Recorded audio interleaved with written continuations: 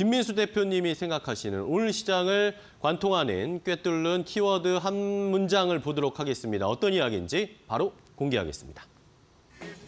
자, 김민수 대표는 오늘 시장을 매번 바닥이라고 점점점 이번에는 과연 달라질 것인가 라는 이렇게 키워드 문장으로 주셨는데 자, 매번 바닥이다 이제는 봄이 올 것이다 계속 이야기했지만 늘 추웠던 아마도 오늘 시장에서는 조금 움직이고 있는 반도체 이야기인 것 같습니다. 맞습니까, 대표님?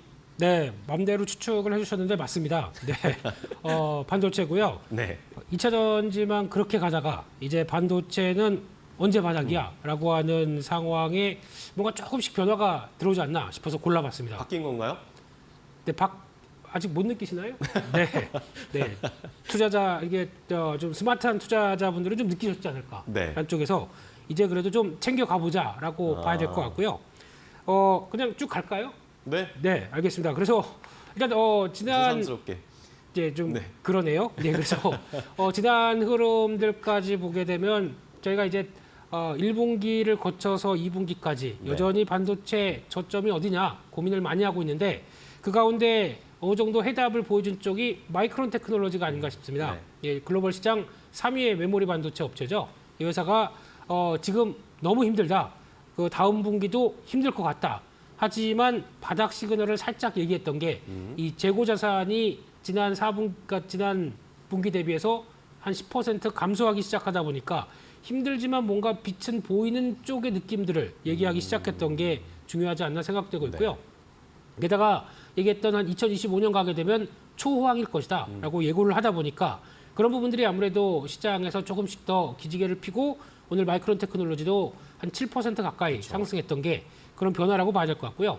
마찬가지로 4월 초에 발표하는 삼성전자도 실적 당연히 안 좋을 겁니다. 그리고 또 거의 뭐 예전에 바라봤던 영업이익 몇십조 대는 사라지고 이제 쪼그라든 실적을 발표될 텐데 그러면 이게 바닥이겠느냐, 바닥의 신호겠느냐라고 했을 때 신호라고 봐야 되겠죠. 네. 주가는 더 안 빠지고 오히려 그 전에 미리 밀렸던 부분들이 오히려 하방 경직성을 만든다라고 봐야 될 것 같고 게다가 그렇게 되면은 메모리 반도체는 정확하게 사이클 업체입니다. 사이클에 영향을 받는 대표적인 섹터입니다. 그러면 사이클에 따라서 가장 안 좋을 때 주가는 오히려 바닥을 잡는다라는 쪽으로 그리고 개선 기미만 나오게 되면 빠르게 안정을 찾는다라고 하게 되면 이 부분을 염두한 전략들이 필요하지 않나 생각되고 있고요.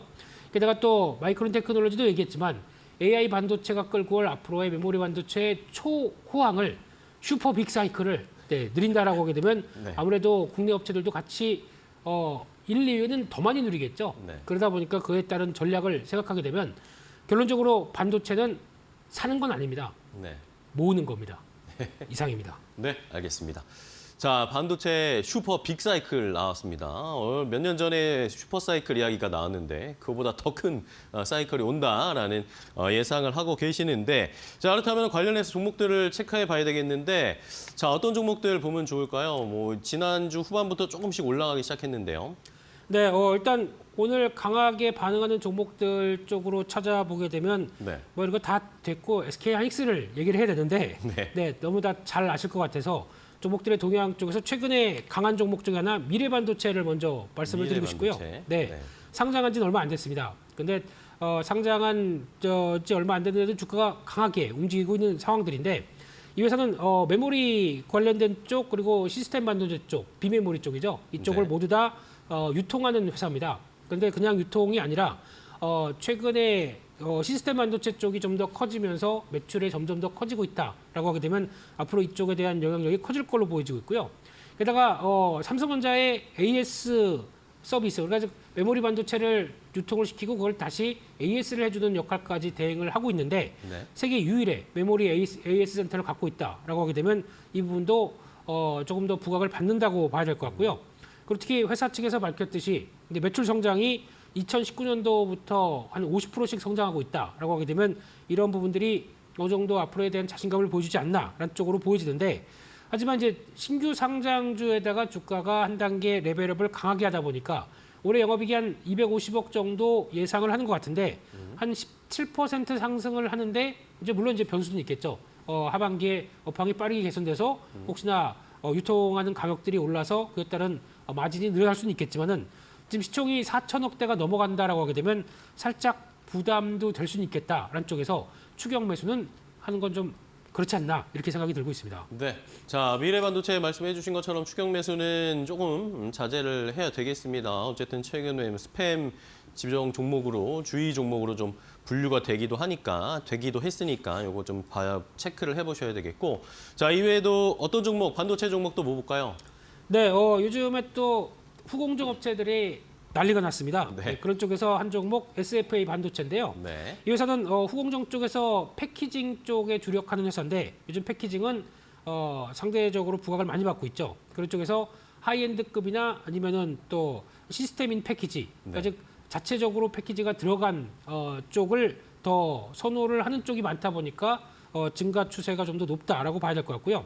게다가 또 삼성전자는 파운드리를 육성하겠다라고 하게 되면 나머지 후공정 쪽으로 계속 또 몰아가는, 그러니까 즉 파운드리에 집중하는 현상이 나왔었을 때 후공정은 같이 크는 게 아니냐. 이게 대만이 TSMC와 중소기업들이 살았던 모델이죠. 이런 쪽과 비슷하게 나온다라고 하게 네. 되면 후공정 업체들이 할 일이 더 많을 것이다. 라는 부분들이 계속 부각을 받고 있는 상황인 것 같고요.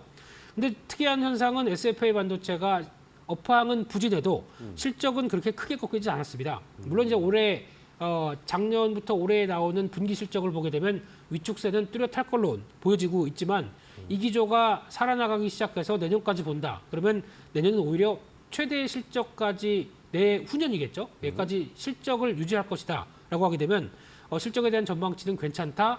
또 삼성전자의 육성들이 들어오기 시작한다라고 했을 때는 기대감이 높지 않나 생각이 들고 있습니다. 네, 좋습니다. 자, SFA 반도체까지 후공정 업체들도 좋고 어쨌든 이번 주에는 반도체 종목들이 확실히 주인공으로 부각을 받고 있는 상황입니다. 자, 그렇다면은 이 키워드 매번 바닥이라는 반도체 이번에는 좀 달라질 것인가? 김민수 대표님은 이미 느끼셨다라고 하셨는데 그 느낌 김진경 본부장님은 어떻게 보시고 어떤 종목을 좀 보고 계실까요? 네, 아마 올해의 경우는 반도체가 또 작년보다도 또 새롭게 바뀌어지는 한 해가 되지 않을까라고 생각이 들고요. 저는 이 안에서 넥스트 칩을 말씀을 드리도록 하겠습니다. 자율주행 반도체 그리고 이제 영상 인식료 바로 시스템 온칩 반도체를 생산을 하고 있는 업체인데 최근의 경우에는 이 소부장 으뜸 기업 3개 선정이 되기도 했었습니다. 그러니까는 이제 정부로부터 뭐 R&D라든지 뭐 어떤 실증 지원이라든지 다양한 혜택을 받을 수가 있기 때문에 이 부분에 대해서도 한번 좀 기대를 해볼 수 있다라고 볼 수 있을 것 같고요. 역시나 정부에서 이제 지원이 이루어지고 있기 때문에 다양한 새로운 또 기술적인 개발이 이루어질 것으로도 좀 볼 수 있을 것 같고 특히나 이 자율주행 반도체의 경우가 워낙에 시장 트렌드 변화가 굉장히 빠르게 변화가 되고 있습니다. 보면은 이 자율주행이 사실 통상적으로 많이 자동차를 생각하게 되는데 앞으로는 자동차뿐만 아니라 뭐 선박이라든지 로봇이라든지 또 물류 시스템이라든지 다양한 곳에 적용될 가능성이 높기 때문에 이 동사가 가지고 있는 기술력이 앞으로 또 새롭게 그리고 다양한 시장에 진출하지 않을까라고 예상해 볼 수 있는 부분이고요. 지금 넥스트 칩의 경우가 현재 이제 일봉 흐름 보시면은 이 10,000원대 초반에서 안정적으로 지지 라인을 좀 만들어 가려는 모습 보여지고 있습니다. 오늘자 소폭 좀 강세를 보이긴 했었는데 일단 10,000원에서 지지 라인을 확보를 하고 난 뒤에 서서 이 지지 라인에서 좀 어느 정도 자리를 잡게 된다면은 다시금 추세가 우상향으로 좀 이어나가지 않을까라고 예상해 볼 수 있는 부분이고요. 사실 어제 주가가 소폭 조정이 나왔지만은 오히려 추세를 이탈하는 것이 아니라 오늘장의 경우는 다시금 지켜내는 모습을 보였습니다. 그렇기 때문에 넥스트 칩의 경우는 충분히 지금 어느 정도의 이 지지라인을 확보를 하고 있는 과정이기 때문에 지금 이렇게 자리를 잡을 때 충분히 관심을 가져봐도 되지 않을까라고도 볼 수 있을 거라고 생각됩니다. 네, 알겠습니다.